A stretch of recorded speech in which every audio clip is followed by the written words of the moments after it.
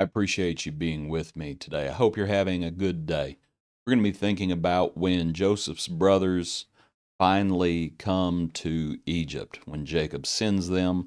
It's going to be from Genesis 42. Today's hymn is the hymn, let me actually get it at the beginning, pardon me, Rescue the Perishing. Rescue the perishing, care for the dying, snatch them in pity from sin and the grave. Weep o'er the erring one, lift up the fallen, tell them of Jesus the mighty to save. Rescue the perishing, care for the dying, Jesus is merciful, Jesus will save. I'd like to look at the other verses in today's hymn as well. Verse 2, down in the human heart, crushed by the tempter, feelings lie buried that grace can restore.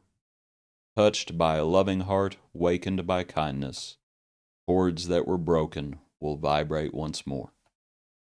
Rescue the perishing, verse 3, rescue the perishing. Duty demands it. Strength for thy labor, the Lord will provide. Back to the narrow way, patiently win them. Tell the poor wanderer, the Savior has died. Rescue the perishing. Let's read the passage now in Genesis 42. Verse 1, when Jacob saw that there is grain in Egypt, Jacob said to his sons, why do you look at one another?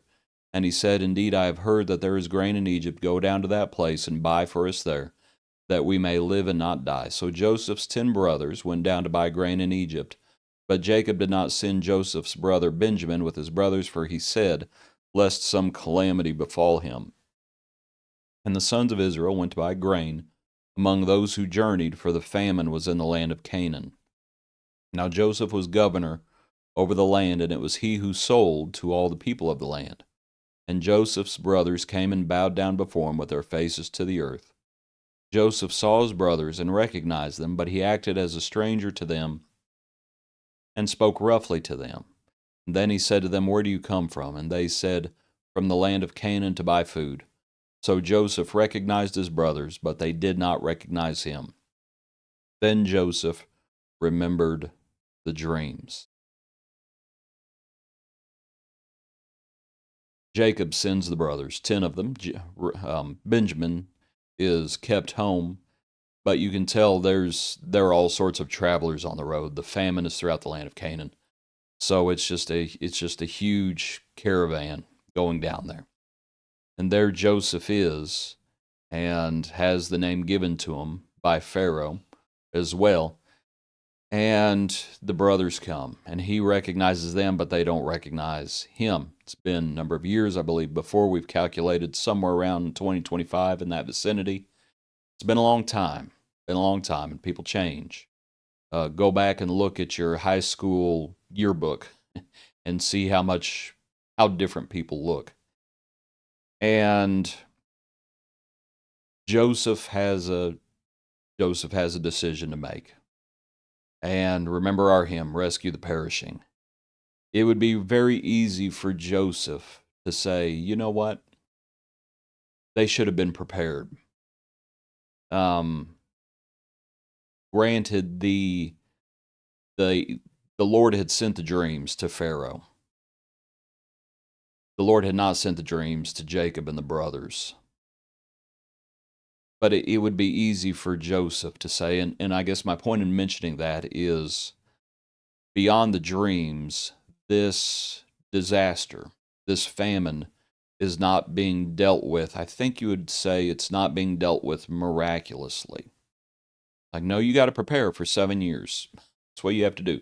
You have to prepare for the future. Now, can you prepare for 7 years worth of famine?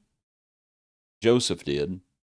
And my point is just, he could have said, and I'm not saying it would have been right, I'm saying it would have been very tempting when you see the brothers. And the last time you had seen those brothers, they were selling you to a bunch of Ishmaelites. And they're the ones who threw you down in the pit. They're the ones who ate while you were down there crying out. And it'd be easy to say, even unjustifiably, it would be easy to say, you guys should have been prepared for this.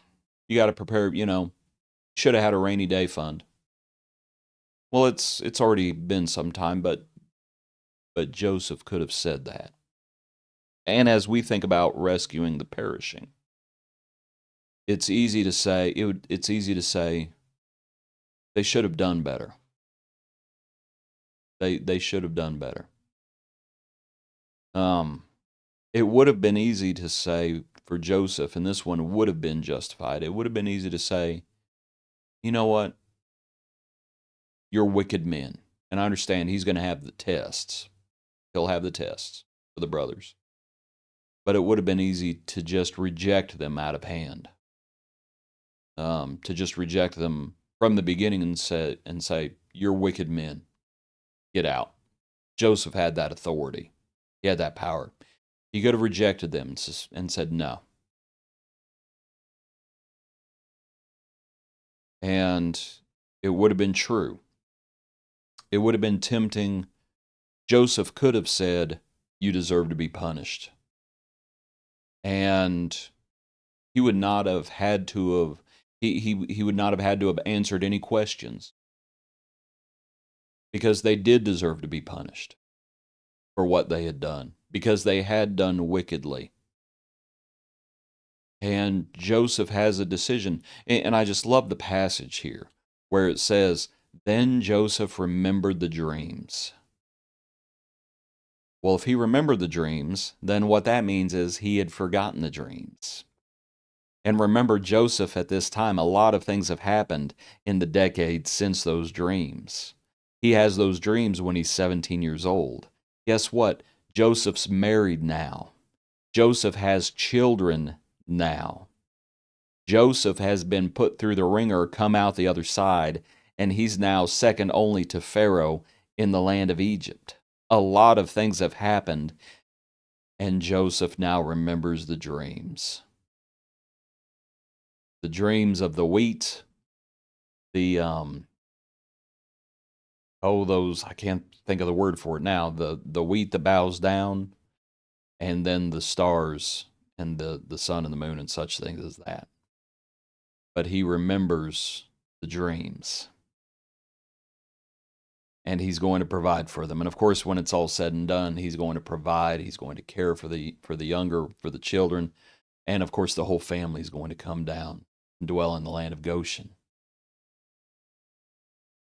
But as all this is happening, Joseph, it would have been so tempting to reject them and to not rescue the perishing, to not care for the dying. It would have been so tempting to not snatch them in pity. It would have been so tempting to not weep over them. It would have been so tempting to not lift them up. But that's why it's called grace.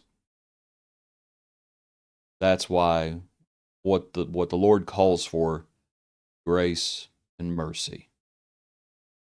Do you remember in the New Testament when there's a certain village, and I believe it's Samaritans, and they do something that James and John do not approve of. And James and John say, do you want us to call down fire like Elijah called down? And Jesus says, you don't know what kind of spirit you're of. And I think what he's saying is you don't know what kind of spirit you need to have. And he says, I did not come to condemn, I came to save. And that is what the Lord has done. And that is what Joseph is a type of. You meant it for evil, God means it for good to save many people alive. Jesus going to the cross, you meant it for evil, God meant it for good to save many people alive. All who will come to him. And that's where we see Joseph as a type of Savior. All who came to Egypt were provided for. Did they deserve it? The brothers? No. Were they wicked men? Absolutely. Absolutely, they had done wickedness. Should they have prepared? They hadn't. or they had gone through their stores, realistically speaking. Joseph has pity. Joseph has mercy. Joseph is gracious. The tests will come, but this is the beginning of the revelation of who Joseph is. Appreciate you. Hope you have a good day as we think about, spiritually speaking, rescuing the perishing. Well, yeah, but they're wicked. All have sinned, ourselves included, but they don't deserve it. No one does. No one does. Grace, mercy. The Lord did not come to condemn. He came to save. Appreciate you.